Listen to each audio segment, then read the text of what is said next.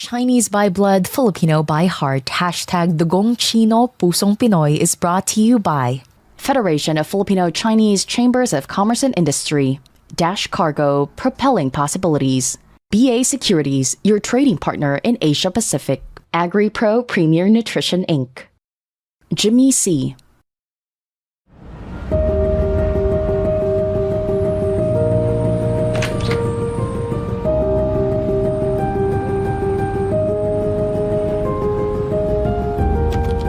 When I think about social media, I think about us all being connected. And I think ngayon, hindi lang siya being connected but also spreading information, current news, everything actually is on social media. As a social media content creator, I have a lot of responsibility. Mainly because habang tumatagal, mas dumadami yung audience mo. At this point, everything I say, I need to think about it for a lot of times. And that's what content creation is also about. It's being you. People watch you because you're you, not because you're someone else.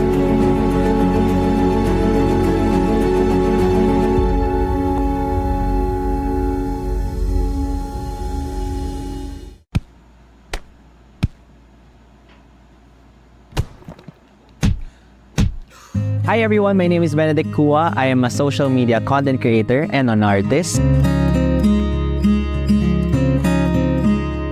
Growing up Chinese Filipino was very interesting. I had to shift from Tagalog to Chinese to English. Ang daming language actually. And it was very confusing. And at the same time, interesting talaga dahil I get to learn both Filipino and Chinese culture at the same time. And I think it's what made me who I am today. So I would say some of the values that I learned are respect and resilience. Early on, nung nasa school ako, we were always taught to respect elders, especially our parents, our ancestors, ganyan. Even at home, tinuturo na siya sa amin ng parents namin. And resilience because they made sure na whoever you want to be, you can be as long as you persevere. When I was young, like ko sinasabi to sa vlog na we used to sell slippers in the street of Balintawak. And yun nga, wala naniwala kasi Chinese dapat mayaman, di ba? Pero doon kami nag-umpisa talaga. And dito ko din na-witness how hardworking my parents were. My parents would always make sure na we are connected to our roots. Mainly because andito na kami sa Philippines, but we also wanted to know and embody some of the Chinese cultures that we have. For example, may mga tea ceremonies kami at home when we have visitors believing and practicing feng shui. So yung mga ganon, it made me realize na there's a certain richness in this culture.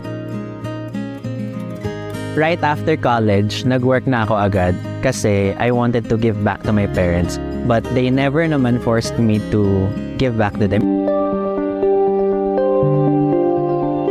I started to work in a multinational company that was for around 4 to 5 years and I learned a lot. Contrary sa mga iniisip ng iba na pag Chinese dapat business ka agad, I really wanted to get enough work experience first before I start to pursue something like business. And nakakatuwa kasi ang dami ko talaga natutunan and because of that, I was also able to appreciate the business in general. Actually, wala masyadong process kung paano ako nag-transition to entertainment from corporate. But all I know is I wanted something more that my corporate job was not able to give me. So, ang ginawa ko nun every weekend, I would enroll myself to different workshops. I started with carpentry, cooking, freediving, everything actually, just to figure out what I really want. If you don't know what you really want, at least find out what you don't want. So parang doon ako nag-elimination method until I found out that when I did my acting workshop was actually very therapeutic and I wanted to become better at it. So I enrolled into more acting workshops and I got the hang of it. Tapos nagkaroon ako ng opportunities to create content for social media. At first, my vision was really to broaden my creativity and my expertise in that aspect sa content creation. Pang thumbnail.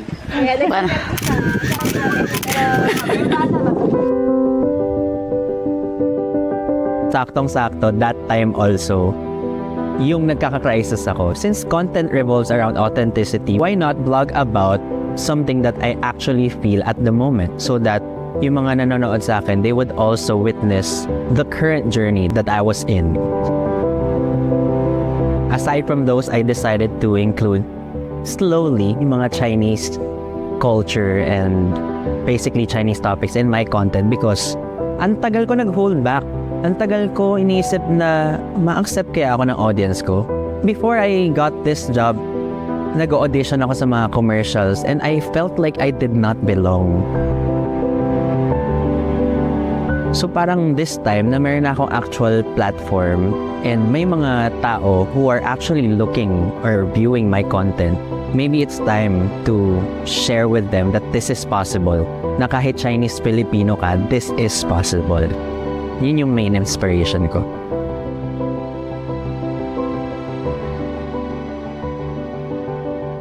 It's very important for me to include Chinese content because this is already part of who I am.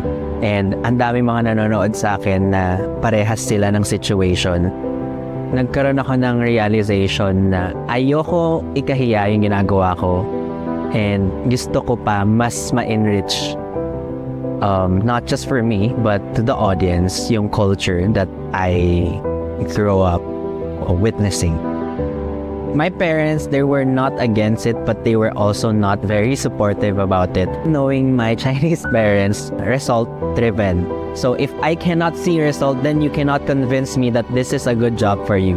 So sinabi ko sa kanila, just give me 1 year, I would tell you what I am doing and I would also show result. Pero hindi nilang kinakabahan ako that time. Napakadami mag-work. But fortunately, it worked. And I'm here because of that. After a year, they realized that it was actually business. Kasi itong content creation, you have to do a lot of things by yourself. You have to conceptualize, you have to produce, you have to learn how to produce, you have to hire sometimes, form a team, and produce more content. So na-realize nila yung business aspect of it. Like, for example, may mga sponsorships and working with brands. So, na-witness nila lahat yun and they were able to understand why I was into it. And now, it's about me finding my passion. I think yun yung nagpa-happy din sa kanila. They were not super traditional. At least, ang pagkakaalam ko sa parents ko, basta happy ka, supportive sila. Chinese by blood, Filipino by heart. #Dugong Chino, Pusong Pinoy is brought to you by Federation of Filipino Chinese Chambers of Commerce and Industry, Dash Cargo, propelling possibilities, BA Securities, your trading partner in Asia Pacific, AgriPro Premier Nutrition Inc., Jimmy C., Chua Bangtang, Real Estate Hub, Nation Paper Products and Printing Corporation, Japan Parts Trading Center, Nung Family, Ford Tractor Philippines, your long-term agriculture partner, Global Diesel and GU Engineering, Benedict Cua, Sherwin Choi, Albert Ko, Evergreen Cereals, Western Guarantee Insurance, Imperial de Jesus, Jersey Haven, PG Flex Linoleum and Maruyama Tarpaulin, Aningo, Veco Paper, SM Supermalls, Philippine Jinjiang General Association Incorporated, Thomas Cua, Leia Go, Anonymous, Federation of Filipino Chinese Association of the Philippines Foundation Inc., Philippine Chinese Chamber of Commerce and Industry Inc., Filipino Chinese Amateur Athletic Federation, Filipino Chinese Youth Business Association, Philippine Xinlian Association, Grand Family Association of the Philippines Inc., Phil Chinese Charitable Association Inc., Filipino Chinese General Chamber of Commerce Inc., Philippine Academy of Sakya Alumni Association Inc., Philippine Xiamen Amity Association Inc., and Philippine Xiamen Chamber of Commerce Inc. Holiday Inn Manila Galleria.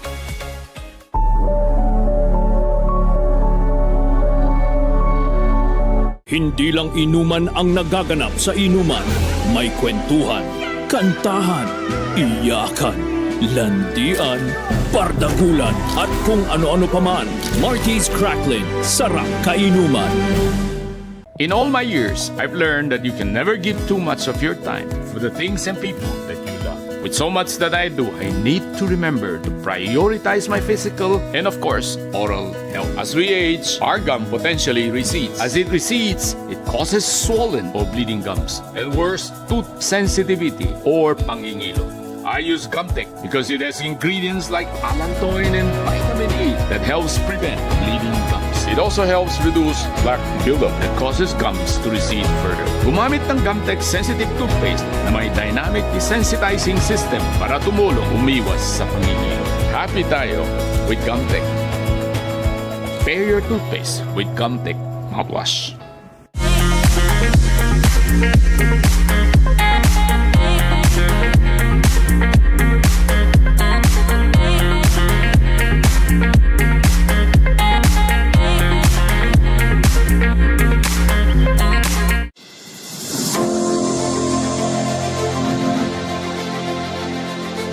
Mula po sa amin sa Federation of Filipino Chinese Chambers of Commerce and Industry Incorporated, nais ko po ipabot ang aming mainit na pagbati sa lahat ng naririto para sa ating lakad magkaibigan.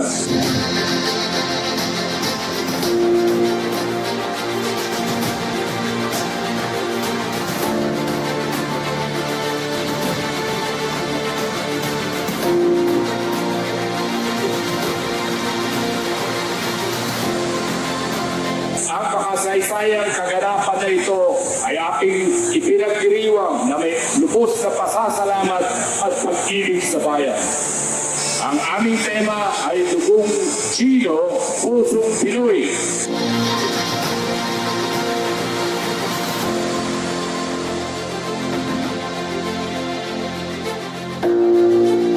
Ating ginawa ngayong umaga ay isang pagpupugay sa ating mga bayani noon at ngayon.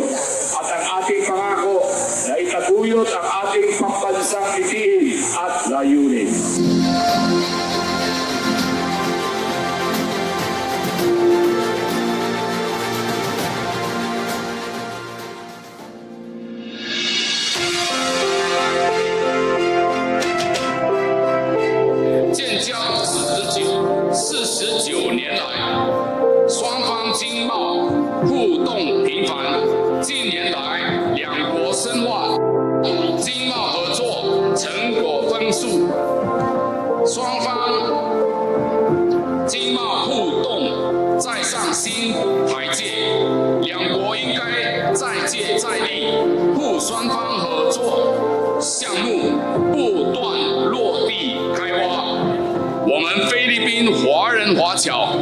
应该珍惜非华两族群人民的兄弟情谊，大力强化两国人民的交往和互相理解。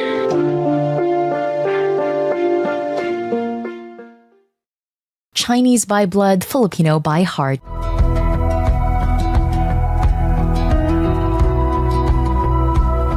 We are here at Holiday Inn Manila Galleria. What drew me to vlogging was yung thought na you can actually build yourself by yourself. The fact that a lot of people would be able to resonate sa stories mo. Na-experience ko na yung bashing so many times until now. And when you learn how to compartmentalize pag work, pag sa bahay, hindi mo na siya may isipin. Now, I think my priorities have shifted that these noise have become solely noise. I was actually able to convert these noise into motivation. Like, kapag wala ka namang ginagawang masama, people would still hate you for it, then might as well tell yourself na, I cannot do anything about it, but I'm not gonna quit. I'm not gonna quit just because I am hated by someone, like 1% of my audience. there's unfairness. Ako, Chinese by blood, Filipino by heart, alam niyo yan. But I didn't know where to thrive. Sabihin sa akin, hindi ka naman Pinoy eh. Bakit ka makakuha ng mga Pinoy na rules? Hindi ka naman Pinoy eh. Paano ka mapupunta sa commercial? Plus, there was a trend of hate on social media. People making fun of content creators just because. Laban lang. If I think about cancel culture, yun yung time na when you make mistakes, people would scrutinize you in public.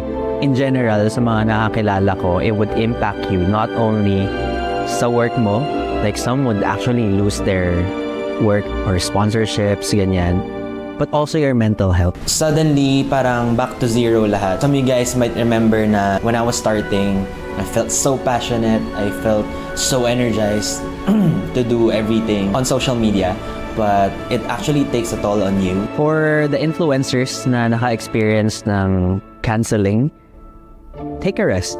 Take a rest, make amends, and plan. Plan again. Don't just give up. These things happen, you're human, and it's okay. You don't need to impress them. It's just how life is sometimes. So don't take it too hard on yourself. When it comes to my mental health, my profession has affected it a lot in the past. I think that was the reason why I seek help in the first place. And I was diagnosed with major depressive disorder because hindi ko na kinaya yung pressure of content creation, being authentic, working with clients, and handling opinions from my audience. Ayun, yun yung nagpasabog sa akin before. But that's the interesting part of it, that I was able to realize na finally, I might actually have to get help. And I did. Because of that, I was able to manage and, stabilize everything.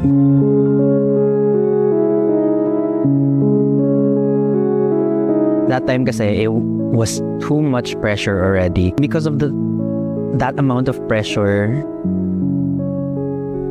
and not being able to rest for so many years, nagpatong-patong siya to a point that I had that table flip moment na, Ayoko na. Hindi ko na alam ginagawa ko. Para saan ba to? Hindi ko na get. Basta pagod ako, mentally, physically, and I don't see any purpose. That time, I had that wanting to escape. And apparently, that was a sign that I was not okay mentally. So, I seek help. I went to Hawaii for 3 months, and during those 3 months, nag-therapy ako. But I think the good thing was, kung di ko yun ginawa, baka mas malala ngayon. I am okay now. I would not say that I am 100% in good health in all aspects, but I know how to navigate through these emotions now. Because I seek help before, parang mas naging ako, self-aware, mas nag-mature. May stigma pa rin when it comes to mental health, especially for men, kasi pag lalaki ka, kailangan matapang ka. Kapag malungkot ka, dapat bukas wala na yung lungkot mo, mag-work ka na agad. But it doesn't work like that. We need to educate people more and let them understand that yung mga ganitong mental issues, hindi siya gawa-gawa lang. Sakit siya. We have a lot still to improve, but thankfully, a lot of people are starting to learn and people are starting to become more accepting. Actually, sa parents ko nga, nalaman nila nung nag-vlog ako. Hindi ko sinabi sa kanila kasi nga, as a traditional Chinese family, we don't really express everything through words. I would say, heavy kami on acts of service. Kapag pagmamahal talaga at pagbubusog sa'yo, sa pagkain, number one on Chinese family. But when it comes to communication, I think that was the part that we lack. I think yun naman yung good thing about social media is that ngayon, pag may napanood sila on social media, it would actually widen their perspective in some topics like mental health. Yung vulnerability natin when we show it to the public, for me, it actually takes a lot of courage. That's why, hindi ako nagsastop. Kapag may pinagdadaanan ako, i-explain ko pa rin siya sa vlog. Kasi, I'm done na ikahiya yung weakness ko. I feel like a lot of people nowadays are also done with hiding the fact that sometimes they feel weak, that sometimes they need help, that sometimes they're not generally okay. It's very important that you stay true to yourself and maintain your authenticity. Kasi no matter how you fake your content, no matter how you project na you are a perfect person, people would always see right through you if you are passionate enough. Lalabas at lalabas yan. And even sa sarili mo, minsan mawawalan ka na lang ng gana kasi hindi ikaw yun. That's why it's important to be you.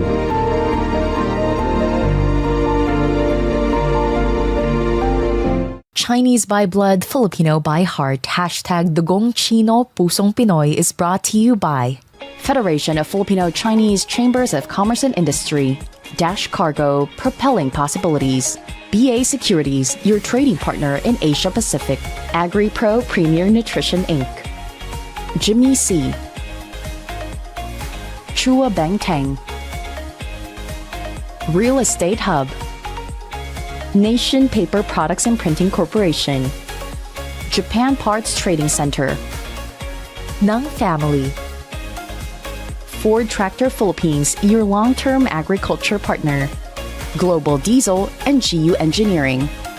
Enrique Cua. Sherwin Choi. Albert Ko. Evergreen Cereals. Western Guarantee Insurance. Imperial de Jesus. Philflex Wires and Cables.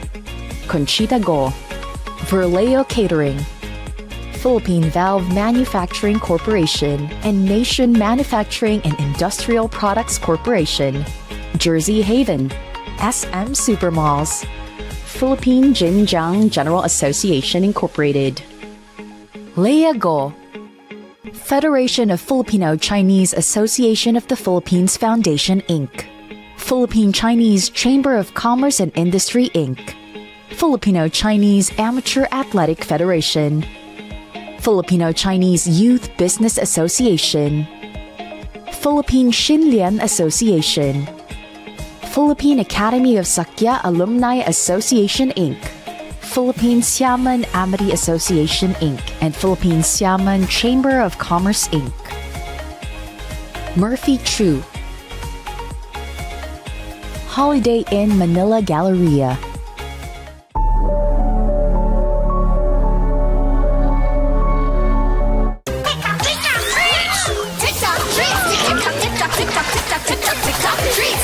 Wishy pillows. Delicious chocolate-filled bites oozing with excitement. Mag-treats o'clock na with a Wishy pillows.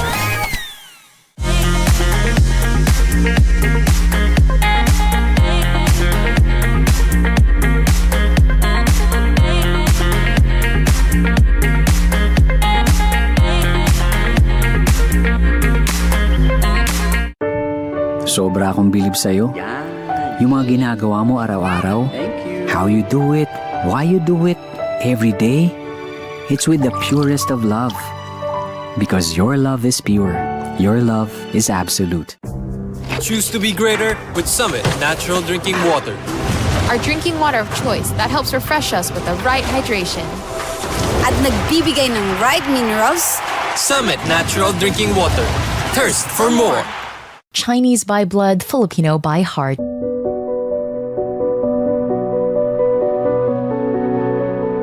I've been vlogging for 6 years now, to a point na na-realize ko na hindi ko na talaga makukuha yung 100% privacy because I have to constantly put out content that are about me. But part of being authentic is being able to set boundaries. I decided to keep some of my fatherhood journey to myself and some of it available to the public because na-realize ko hindi pala madami ang single parent dito sa Philippines, and the more I traverse to this journey, the more I realize that this country, although accepting, still needs a lot of improvement when it comes to supporting single parents, especially single dads na wala pa ako nakita anywhere. So may times na nahihirapan ako to seek advice as a single father. When I first held my baby, hindi siya yung katulad ng mga movies na, oh my God, little bundle of joy. Hindi siya ganun for me. I don't know why, but when I held him the first time, sabi ko, sino ba to? Habang tumatagal yung araw, every day, I love him more and more. Walang bawas. Hindi nagdi-diminish yung love ko for him. I realized na a lot of parents pala may mga ganong nararamdaman na there's so much pressure and changes in life na hindi nila ma-absorb at the moment kung ano yung nangyayari. Ako yun dati. And now, every day when I wake up, hindi ko iniisip mag-toothbrush. Iniisip ko pumunta na sa kanya at makita siya. And that made me learn a lot of things about myself. Na I am capable of loving someone, of wanting to mold someone, and also that I am capable also of asking help. Even if I'm a single father, I am not raising my son alone. I have guidance from my parents, my brother, and that's beautiful. Dito ko din natutunan na may mga bagay pala na tinuro sa akin, and it was not for nothing. Na-realize ko nung bata ako, kaya pala tinuro sa akin ng parents ko to respect elders. It's because deep in our Chinese culture, we have so much respect for our ancestors. So these are the things na I want my son to learn in the future. I also want him to study in a Chinese school because ayokong ma-out of touch siya kung sino kami. In terms of priorities, I don't think about myself solely. Now, if I make decisions, if I plan something, I always think about me and my son and my family. Hindi na siya same before. I mean, it's fun. I love it. May mga bagay na naisip na rin ako na hindi ko naman naisip before. Dati, namuluho ako for myself. But now, all I think about is how secure his future would be. Marami akong dreams for my son. I want him to be healthy.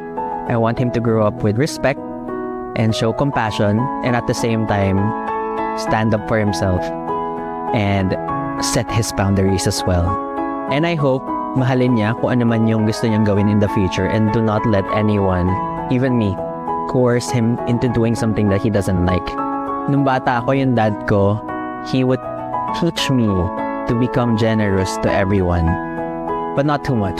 May limitation lagi. And I think that's what I also want to tell Alec, na you can be generous, you can love everybody, and set boundaries still for yourself. At magtira sa sarili. I am so proud of being Chinese by blood and Filipino by heart, or dugong Chino, pusong Pinoy, because I got to enjoy both worlds. I got to enjoy Filipino and Chinese culture at the same time. And now I think I would continue to represent our country, the Philippines, and I will continue to embrace both cultures in everything that I do and in all the future content that I will be putting out.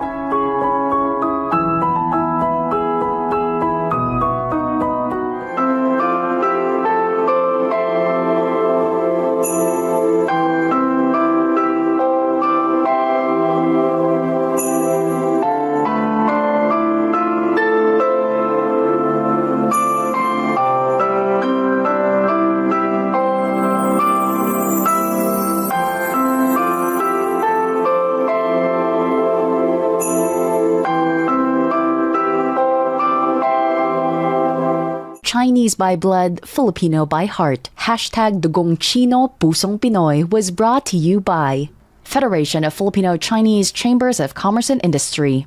Dash Cargo, propelling possibilities.